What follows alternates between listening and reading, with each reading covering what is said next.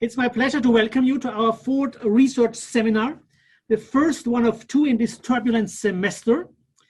It will be called Adapting Research in Times of COVID. My name is Clemens Sedmak. I am part of the core team of the fourth program.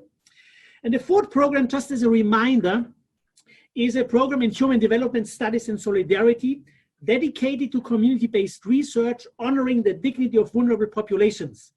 In other words, the fourth program is committed to integral human development, a way to look at all persons and the whole person. Ironically, the pandemic has affected all persons and many dimensions of our lives. It is quite an integral development. The pandemic has affected our consumption habits, our mobility, but also our research. In the face of COVID-19, many of the university's field-based research projects were forced to adapt quickly due to shutdowns and travel restrictions. Our research projects have undergone many changes since March. In some instances, the intervention itself has changed, while for others, we were forced to adjust the mode of data collection.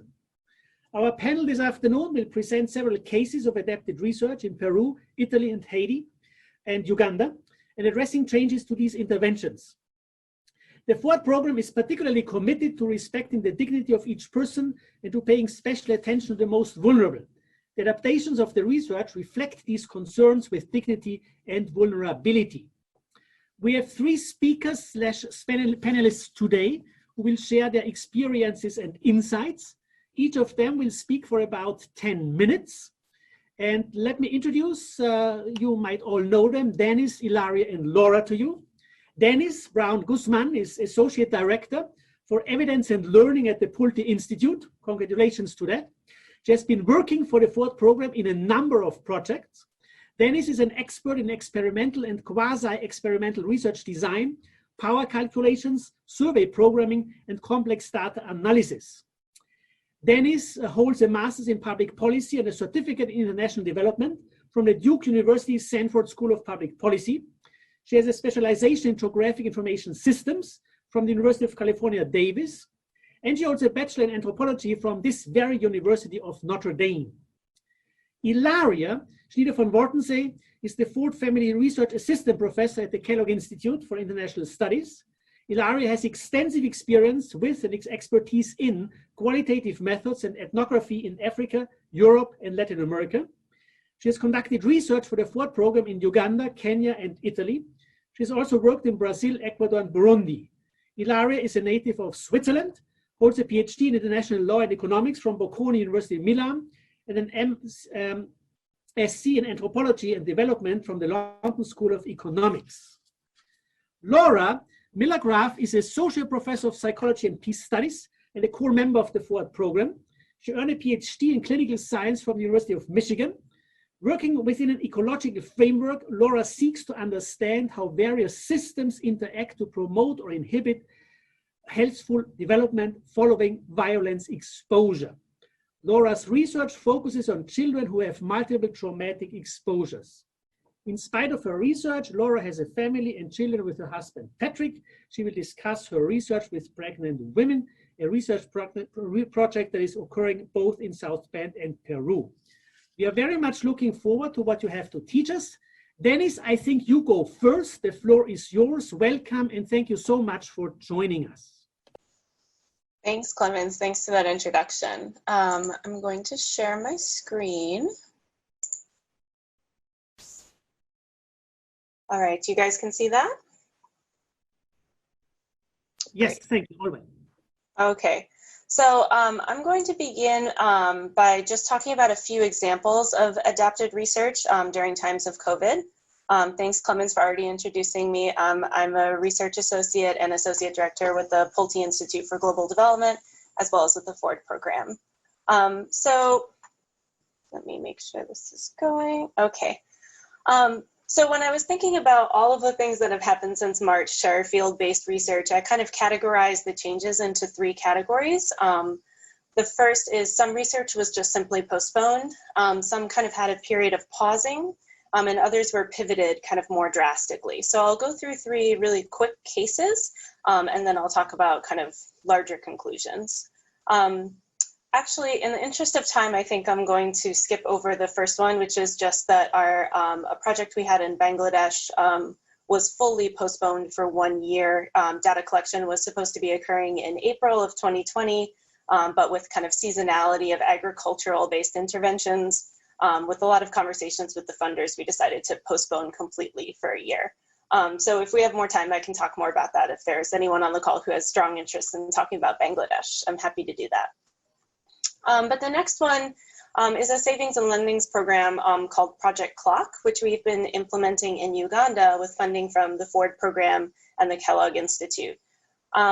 This intervention is in partnership with faculty in the Department of Economics, and we're aiming to provide some capital to internal lending groups to learn if they're able to manage external capital or funding as well and as responsibly as they manage their own kind of savings and lendings. And the modality of this research was that these savings and lendings groups, they're really in need of funds at the beginning of each annual cycle. And each savings and lendings group kind of starts their own cycle on their own calendar. So each month there's a few groups that were enrolling in our program. So that meant that we had a very lengthy baseline study that was going to be happening over the course of a full year, with each month new groups enrolling in our program. We were about halfway through our baseline year when COVID hit, and the COVID restrictions really shut down everything. These savings and lendings groups are typically groups of about 20 to 30 people. And so because of the COVID restrictions, they could no longer meet together. In addition, all face-to-face research in Uganda was halted due to the COVID-based restrictions, and the Board of Ethics in Uganda said, you know, no research can occur during this time. So what did we do? During this time, we had to, you know, redo our budget, redo our contingency plans, purchase PPE, including the masks and temperature monitors that you see here. We printed out COVID awareness materials to distribute when we went to new communities, and we added questions to our survey about COVID-related changes to the local economy, which would obviously be affecting our outcomes. So basically, it was just a big pause, and when things opened back up in July, we had resubmitted our IRB, and we were ready to kind of begin again. So we had a period of about 3 to 4 months where no new SOAP groups were enrolled in our study, but starting in July, we picked up again where we left off. Now, a project that had a much bigger change and a much bigger pivot in terms of the research and the data collection and the intervention itself was a project that I'm working on in Haiti for the Pulte Institute. This project is funded by USAID, the Porticus Foundation, and the Kellogg Foundation. And it's implemented by our colleagues over at the Alliance for Catholic Education, also at Notre Dame. So this intervention is an early grade reading program for first, second, and third graders in Haitian schools. And it aims to provide a standard educational experience for Haitian students by using a scripted curriculum that's implemented in the mother tongue, which in this case is in Haitian Creole. Obviously, this intervention kind of came to a grinding halt when all schools in Haiti were closed. And that was really a big hurdle for us because we were further along in the research cycle for this project. We had been following first graders since the beginning of 2018, and we were about to do our end-line assessment of them in May of 2020 when they were completing second grade. So this was a much bigger pivot. It just really changed everything about the program. First, this was a classroom-based program with face-to-face literacy assessments conducted by Haitian education experts. And the project pivoted to a radio-based program. So very quickly, our team at ACE quickly changed these scripted curriculums into a scripted radio program, and they recorded these mini lessons, and then they contracted with local Catholic radio stations to play the lessons daily. And then they engaged their networks of school teachers and coaches to distribute these radios and paper-based materials, as you can see in the pictures here, to students and their parents. So that was the change that the intervention went through. It changed from a 3-year classroom-based intervention to a 12-week radio-based intervention, right? Very different. And then the research had to pivot as well. So since our research was changing, we could no longer do classroom-based literacy assessments. We couldn't have a Haitian education expert assessing a student in person with a tablet. We had to pivot to a phone-based intervention that we could provide training and support for via Zoom and over the phone. So we quickly designed an assessment that could focus on the aspects of literacy that you can assess over the phone. I was surprised to learn that there are aspects of literacy that you can assess over the phone. So we focused on letter awareness, the sounds that letters make, vocabulary knowledge, and listening comprehension. So if a student listens to a story told in Haitian Creole or in French, do they understand what they're listening to? We had to adapt all of our modalities for data collection as well. We went to paper-based forms that the enumerators could conduct with a student over the phone. So they were talking with the student on the phone, and they were marking the student correct or incorrect to each question on the assessment. Then they would take a photo of that assessment and send it to a data entry team who would be entering the responses into an Excel spreadsheet. So it really just completely changed both the intervention, our research modalities, and the research plan in general. So those are a few really quick examples of how COVID has changed some of our research. And just taking a step back for me as a research manager, thinking back on all of the things that have happened, I think at the beginning I was really focused on, just putting on my project manager hat and thinking about how are we going to accomplish all of this? How are we going to get all of these changes done and deliver something to our funders and to our communities? But I really, after going through it, I also needed to take a further step back and think about how the context of COVID is actually changing what it is that we're researching. So, for example, with the savings and lending groups in Uganda, we were hoping that this additional capital would help them to engage in, for example, more entrepreneurial activities. But when you're in the middle of a global pandemic and the resources that you need to do those things aren't available, maybe the thing that we're affecting by providing them with additional funding is their ability to be resilient, right? Their ability to pay for medical fees, for example, or things like that. So really, even the outcomes that we're attempting to measure could change in the face of COVID. And then, of course, sometimes the intervention itself changes and you need to design a new evaluation around that intervention. And then finally, on a bit of a more positive note, there were all of these changes, but I do feel like some of these changes actually provided an opportunity. In my work, I'm often, flown to a country to deliver a training on how to do a survey, how to enter responses into a tablet, how to select students from a classroom for inclusion in the survey. But I'll partner with my local teams there who are Haitian education experts, experts in literacy, experts in data collection. And, they often can do a lot more than I think we allow them to do in terms of the training and things like that. There's a lot of kind of oversight put into that process. And I think that this could be an opportunity to really empower those teams to take on more leadership and to really run the process more on their own. And I think honestly, just a better use of our resources to be putting the funding towards that instead of, travel and flying in and flying out. So that's my perspective from the type of research that I do. And I know that there's many other types where the face-to-face research is much more, just has different considerations, but those are some of the considerations that I thought of in discussing this. So I'll close it there. And I think the next up will be Ilaria. So I'll pass it to her. Thank you so much, Danice. Ilaria, the floor is yours. Bring us to Italy. Thank you. Okay, thank you for this opportunity to share. I'm going to share my screen as well.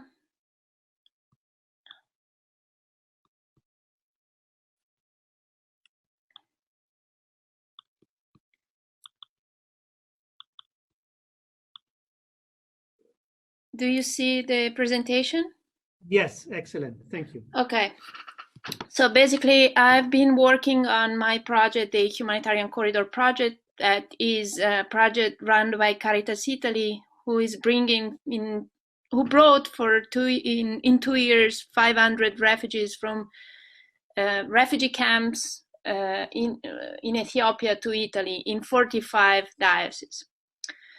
So what I've been doing in the last 2 years, when the project started in 2018, and I'm doing actually this project with Clemens Sedmak, that is moderating this. So together we started to go into the diocese. I've had a research assistant. I still have a research assistant in Italy. And together in 2018, we were able to visit the 45 dioceses and do more than 400 interviews with bishops, social workers, refugees, and volunteers.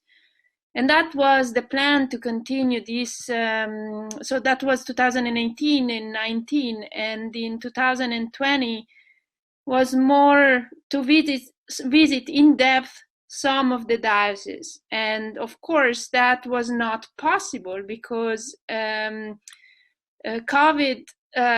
hit Italy first in Europe. So Italy was the country that was that started the lockdown and at the beginning of March, end of February. So the first cases in Italy was February 25th, as you see in the picture, and by March 25th, so 35 days, 4 days later, the situation in Italy was awful.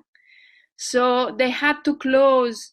Actually, the regions started to close. So it was not even possible to travel between regions.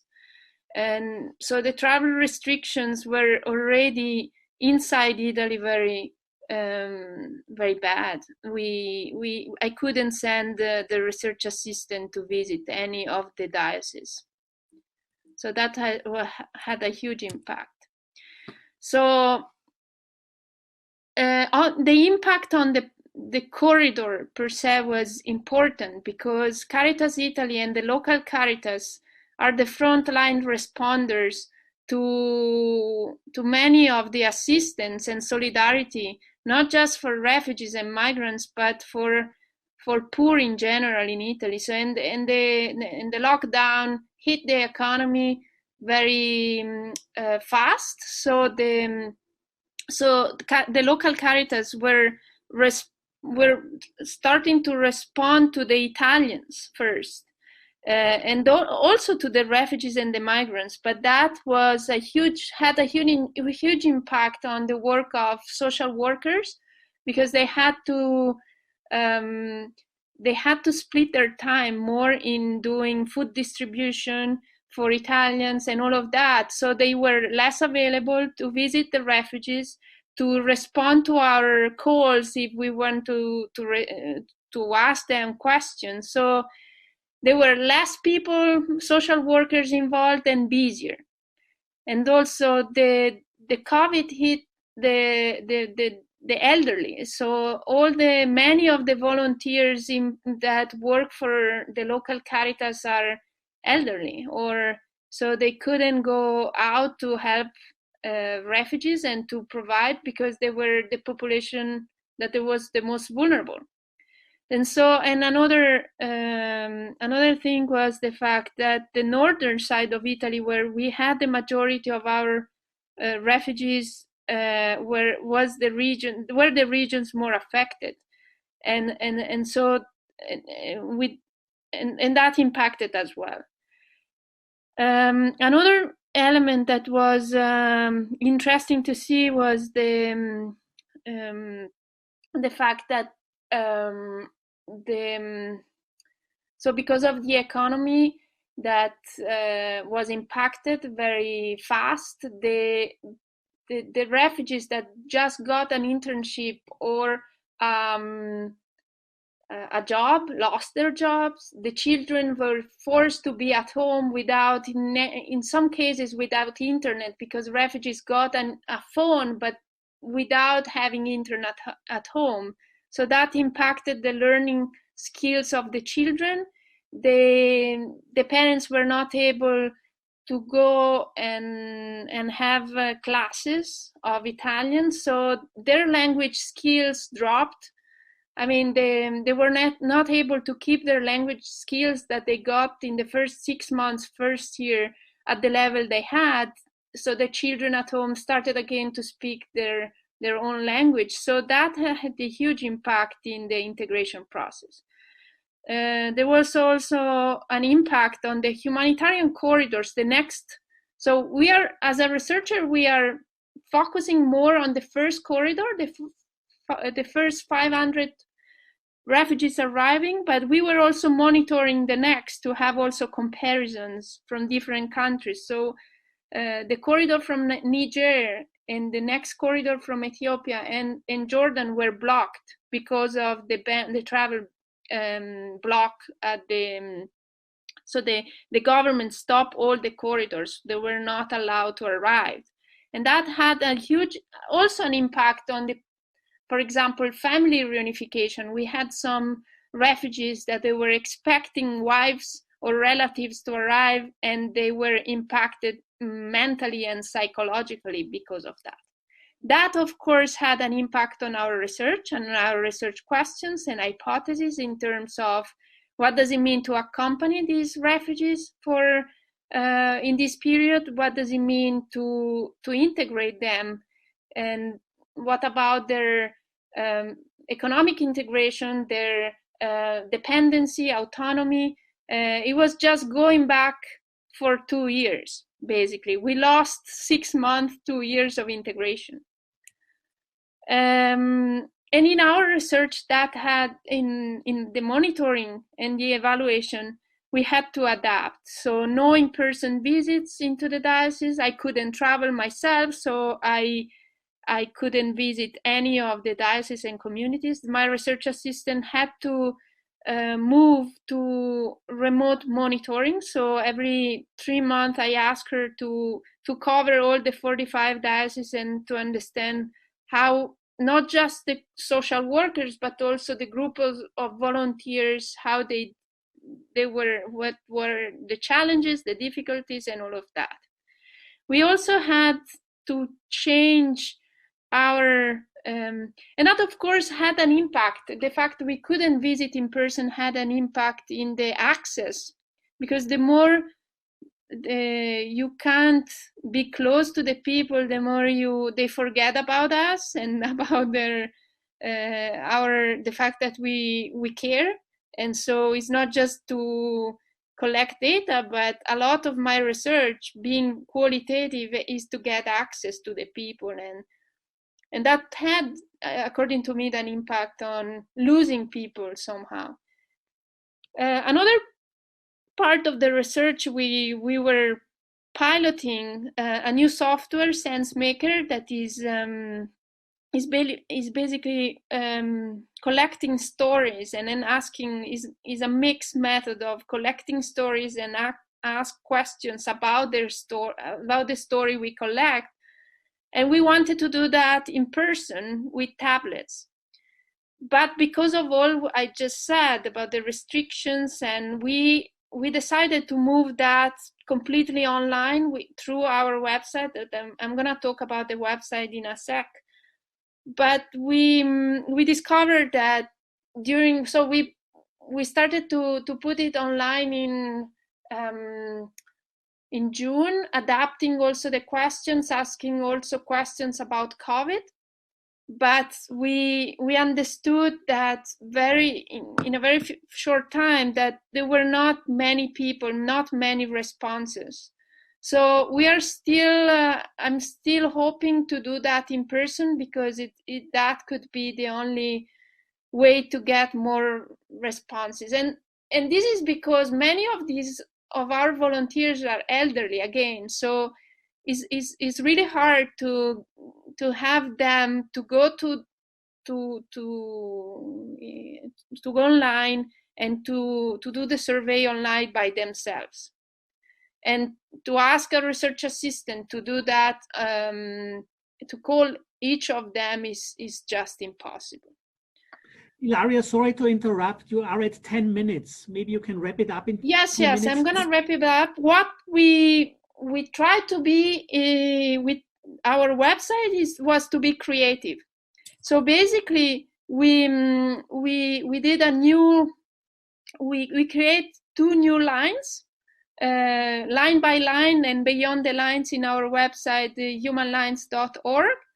And with that, we started, so with my team, web team, we started to collect stories by calling the people or through interviews. So we started to do interviews with, for example, the UNHCR representative in Niger to ask the situation of refugees and the corridors in Niger.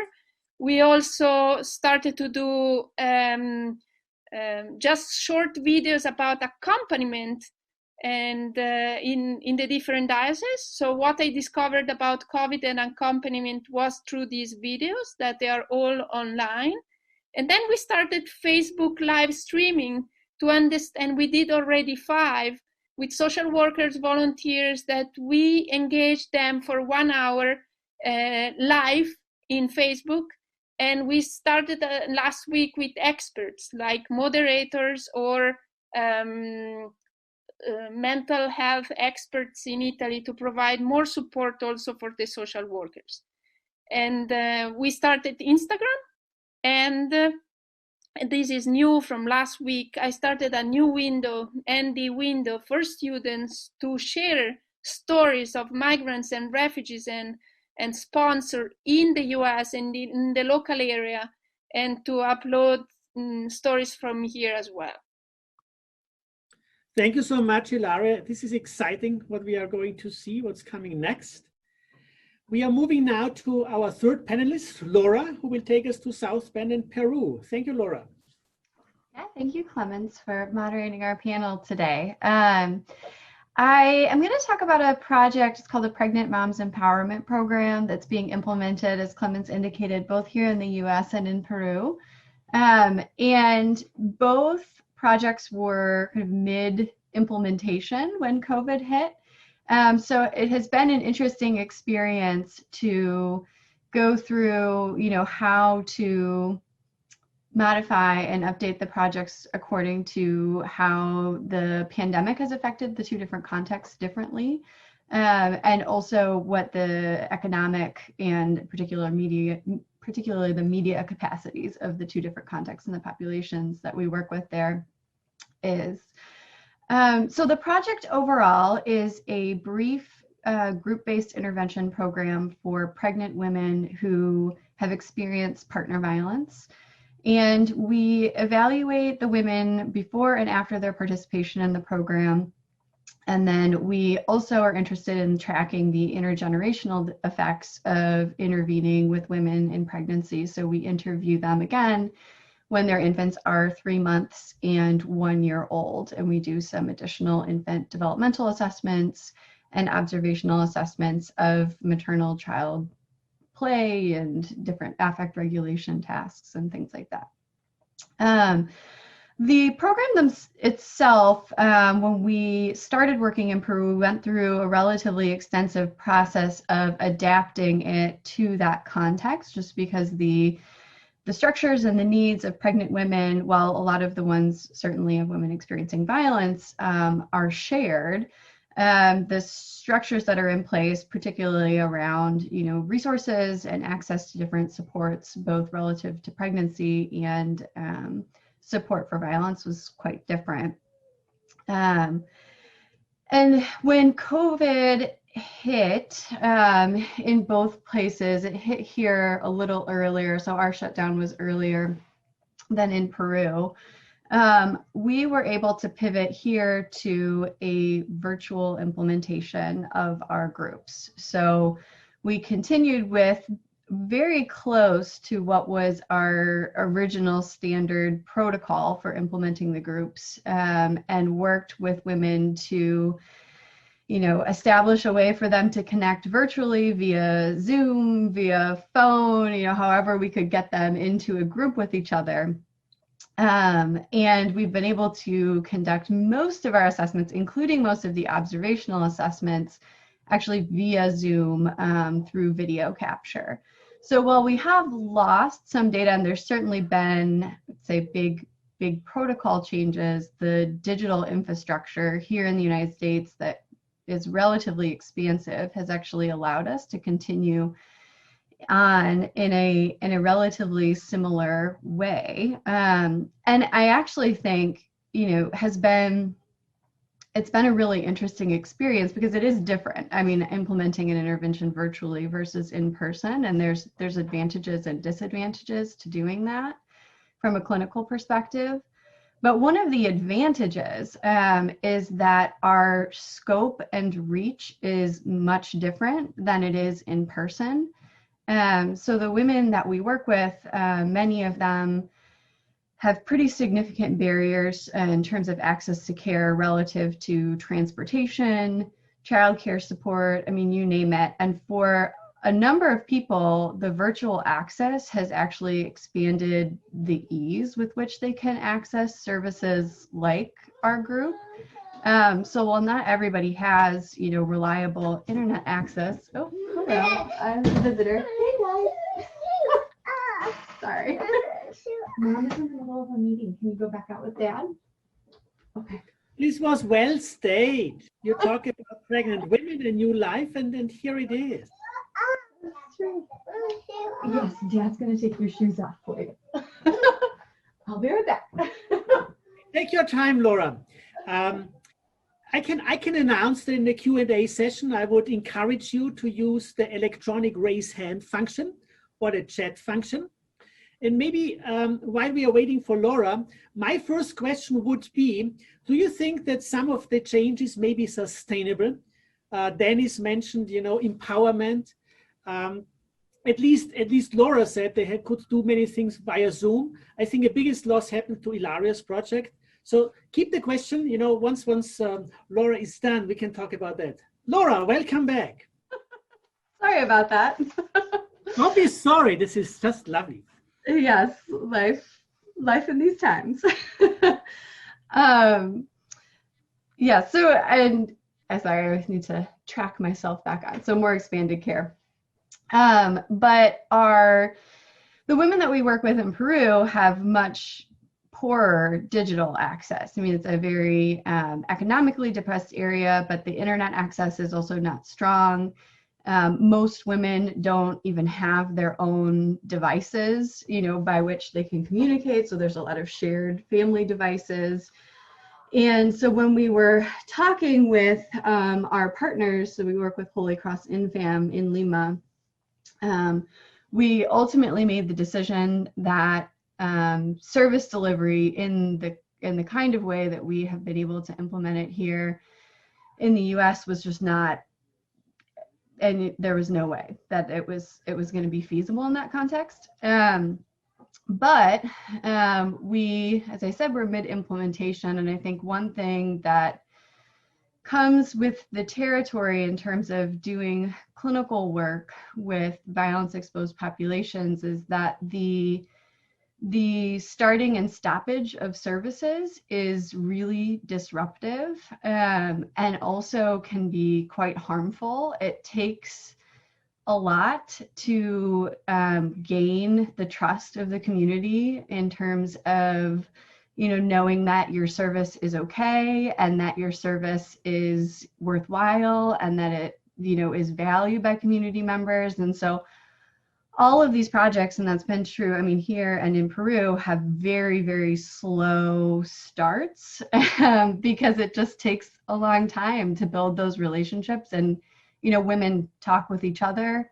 And so having kind of starts and stops from a research perspective, but also just from a sheer community engagement perspective can be really problematic. So what we ended up doing with Infam is we pulled out a very small portion of our moms group that was not focused on violence, but was focused on one of the major structural issues in the neighborhood, and that is access to prenatal care.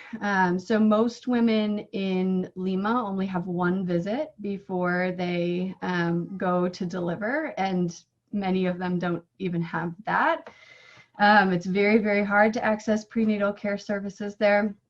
So what we ended up doing there was creating a bridge service. So we continued to do the assessments, and we developed a very brief 5-week WhatsApp, basically just like information delivery between the interviews that was focused on prenatal health, so that women had the consistent experience of receiving some kind of service engagement from InFam.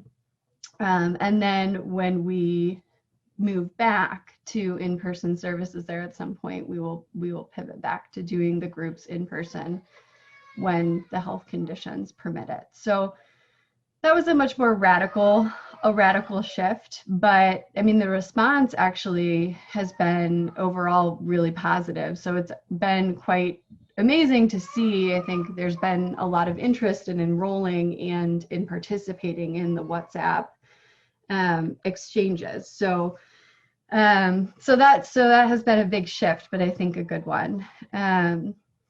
And I think overall, across these two projects, and then I will close, it has really gotten me thinking about, all of the different creative ways that we can engage to expand our reach and scope. So certainly digital intervention or WhatsApp texting is not something we want to do for everyone in every scenario, because it's similarly restrictive in different ways. But as kind of a complement to a suite of in-person services, when we think towards, our future without the pandemic, I think it provides some really exciting opportunities of ways that we can really expand the scope and reach and impact of our work.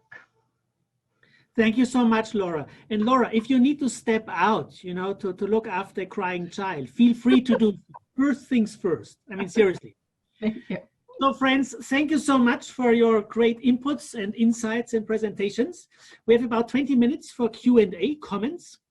And please use the electronic raise hand button or the chat function if you have a question. And as I said, my first question would go to probably Danice and Laura, but maybe also Ila, who suffered a lot, has an idea. Is there anything that we can keep for the future that you have adapted now and you want to, see as something that's more sustainable? Danice.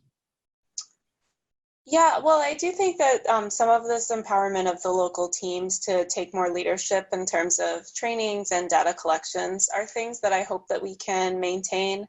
Honestly, one of the things that I've seen, and this is depending on the funding source of the project, but I know those of us who work with government partners, they're very often like, you have to be in the field and stay in the field, even when you're basically in a hotel checking the data at weird hours of the night anyway, once it's been uploaded after the day is over, or, kind of hesitation to conduct things over Zoom and preference for people to be in person. And I think that really depends on a lot of things, including the skill level and experience of your data collection firm, and your enumeration team, and many other factors, definitely the modality of the data collection methods that you're using. But I think that there are things that can be done more efficiently, and trainings that can be delivered over online media and, things like that. So I'm hoping that some of that can stay. I also thought this exercise of assessing literacy over the phone was fascinating, and I've been following a lot of the work of other organizations that are doing this, for example, RTI and World Bank researchers, and there's a lot of really interesting ways to do some of these assessments in the home or over the phone or other ways that could keep us from interrupting the school day, which is also kind of an amazing innovation, I think. So there are definitely some of these things that I think we can learn from and we can integrate into future programming. Thanks a lot, Danice. Laura, would you echo that some things, can be sustainable and also be used in the future? Yeah, absolutely. And I think for us, one of the things that has been interesting is figuring out ways, I've learned a lot about social media in the past few weeks. But you know, a lot of our women are engaged in social media, and we have really found that is a forum that they feel quite comfortable in. And you know, the primary social media of preference varies across context, certainly, but it's been interesting to see how comfortable people feel interacting even on pretty sensitive issues via that medium. So I think that, you know, having been forced more into that, honestly, like puts us in some ways in better connection with our participants, even just by way of, you know, maintaining contact with them over time, for their kind of retention and support over the course of the study. And that has been interesting. Thank you. Ilaria, anything? Something? Yes, that's why. Please, Ilaria. Yeah, I think is the social media part is really interesting for the project we have been doing with the Human Lines, because that was the way for participants, not just refugees, but volunteers, to express their voice and to share experiences in a way that we wouldn't have imagined before. It was like a platform. We created very quickly a platform for everybody to share and everybody to listen. Voices that they're not, I mean, we listen Caritas social workers, but not volunteers or refugees often. I mean, Ilaria, if I may say so, you lost the most with the accompaniment dimension. It's so difficult, right, to have this accompaniment in COVID times without in-person visits and personal contacts. Yes, but then I had also refugees that called me many times. I was impressed by some of the, so when we had these short videos accompaniment in the time of COVID, many of the social workers were moved by receiving calls from refugees themselves asking for the parents, because there was a huge impact on the elderly in the northern part of Italy. Many died, and so the refugees were calling social workers asking, do you need something? And was the reverse. So it was really interesting to see that and to see how impacted the other side. So in a sense, yes, for me is I see many of the refugees because of these challenges leaving Italy. So it's hard because you are trying to follow their integration in Italy, and because of the difficulties, they can't cope and they leave, and you lost them.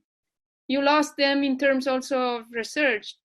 Just today, 2 of them, I couldn't believe they left for the Netherlands. And I don't know if we can follow them. So you lose data in a sense. But not just that, it's much more for me. I was asking myself, what is their life now? I mean, it's impacted me as a person. No, exactly. And the FORT program, you know, with its commitment to vulnerable populations, the refugees, asylum seekers, they are the first to be kicked out of the job market. They are already affected by mental health challenges and the crisis on top of that. So exactly. Yeah, thank you, Ilaria, for sharing. Any other comments or questions, friends? I think you can just speak at this point. Yeah, this is Helal, please. Yeah, thank you. My question is to Danice. You started by talking regarding the project in Bangladesh, and of course didn't give us details.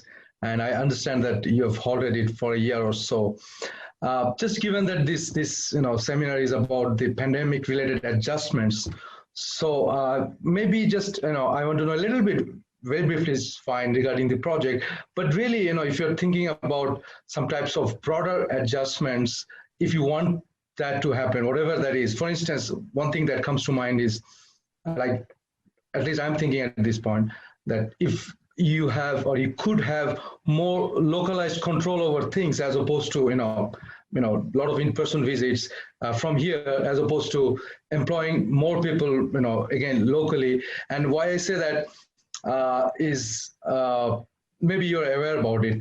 there is this report from Dhaka and elsewhere in Bangladesh, and that at least I am aware of, and myself coming from Bangladesh, by the way, I've got friends and families. So, people say that there might have been pandemic spread like anywhere else in Bangladesh and, parts of the South Asia, but apparently people are less hospitalized. So I don't want to make much of it, but apparently people aren't dying. So the whole idea is that, even with the virus, people seem to be able to move a little bit more there than here. So I'll keep it at that. So my question is, again, maybe tell us a little bit about that project and what type of adjustments you might think of, and from which I could learn, given that we have our own projects to do elsewhere. So thank you. Thank you, Ilaria. Thank you. Sure. Penny. Yes, happy to answer that. I'm glad to see there's someone here with interest in Bangladesh. So the project is an evaluation of a food for peace program, so funded by the U.S. government, food-based intervention. And it's actually a ex post evaluation. So the projects were completed or almost completed at the time that we were planning to do this data collection. And we had planned to utilize other data sources to identify a comparison group or a counterfactual to the areas where the intervention was. And we are planning to do that to also kind of do an ex post evaluation of the programs that were just closing, and then also do a kind of ongoing evaluation of the extension phases of those projects. So kind of set up our comparison group and return for several years in a row.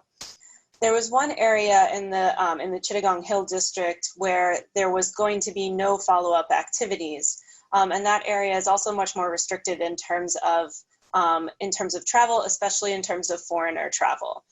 So we had already had a system in place where we were planning to do trainings of that enumeration team in a different area, and then send them back to that area to do the data collection. So there was already kind of a setup for those teams to be a bit more independent. They were going to be people from that region to come to a training and then to return. However, one of the issues that we found was, okay, so if you're just doing basically if you're just looking at a pre and post, and your pre is before COVID and your post is after COVID, like, are you really measuring anything basically besides the impact of COVID? I mean, already we had not really loved that design, but that was kind of imposed on us by the funders. But now with this big shock, especially an economic shock to the kind of market activities, to agriculture activities in those areas, how does a pre-post study even tell us anything about the program? So that area we've decided to adapt to focus more on a qualitative based study, so we can really talk to the beneficiaries of the program, talk to the regional implementers, and get more of a sense of kind of what the experience of implementing the program was and what their perceived benefit was. But we won't be doing things like measuring stunting.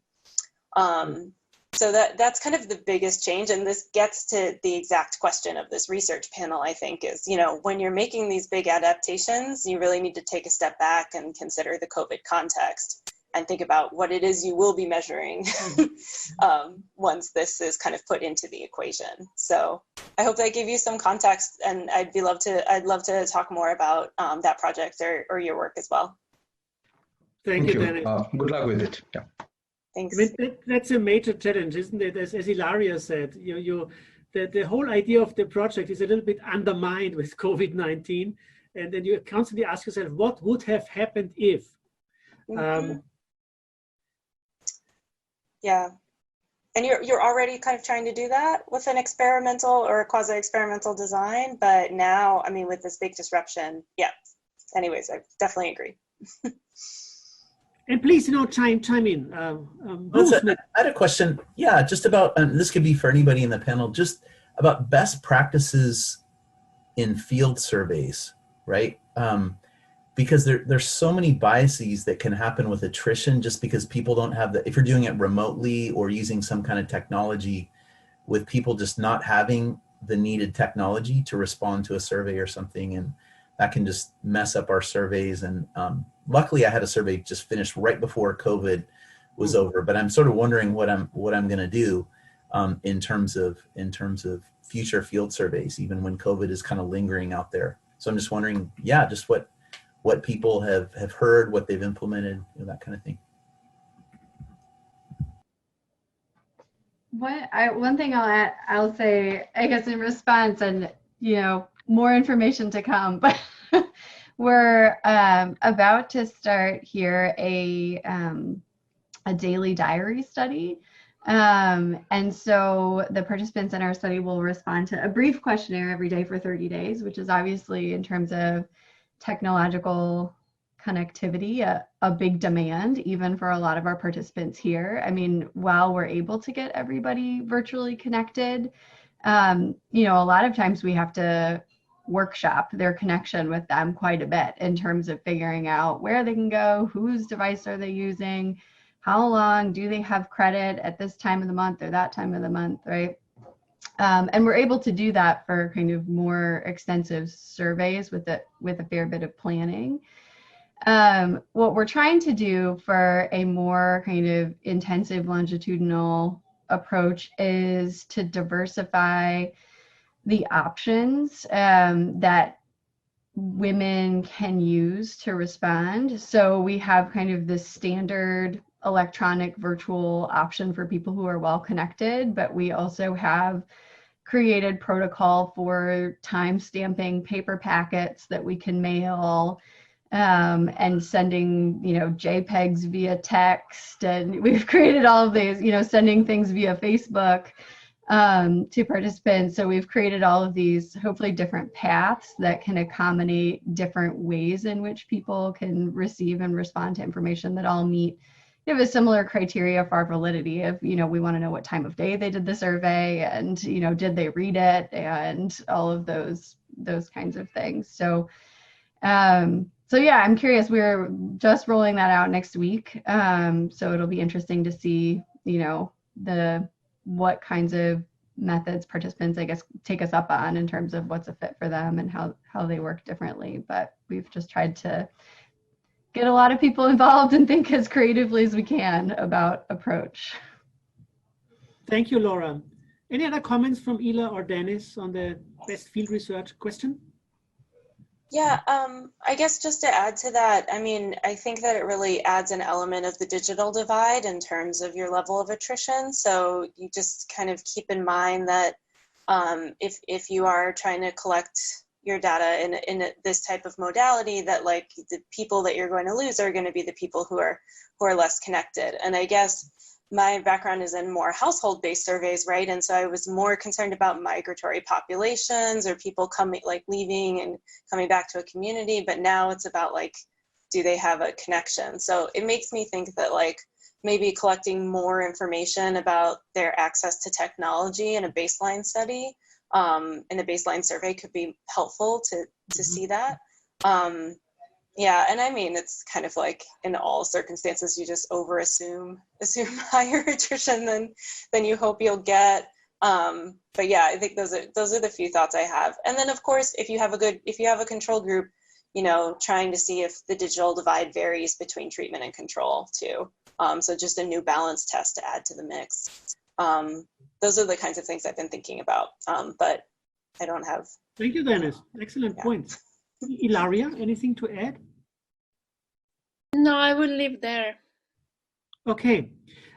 We would have time for 4 minutes. One last comment or question from anyone here? Just speak out. I'm always wondering about, people tend to think at some point soon the pandemic will be over. As if from one day to another, well, that's the end of the pandemic and we are moving back to normal times. And A, I don't think that we will move back to normal times. And B, as Bruce said, it's lingering out there. I mean, it's not all of a sudden going away. And I cannot imagine what it means for planning future research, where you don't know what will happen, to the risks in public spaces in the middle of the study. And so there will be many more challenges to come. Bruce, do you want to react to the responses that you got as our last speaker, so to speak? Yeah, I think that's really helpful.